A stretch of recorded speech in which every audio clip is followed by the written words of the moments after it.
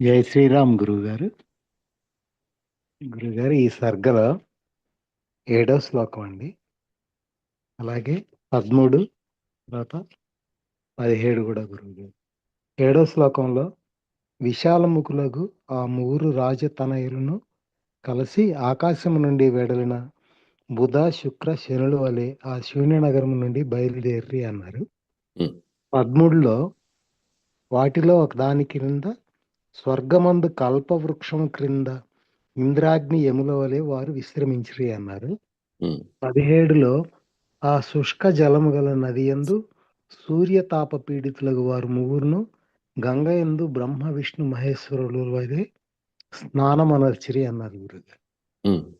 ఇలా అసలు లేని వాళ్ళని గురించి కథ చెప్తూ వాళ్ళ ముగ్గురిని ఇలా ఎందుకని పోల్చారు గురుగారు? అది అర్థం కాలేదు. పోలికలు కూడా లేవని తెలియజేయటం కోసం.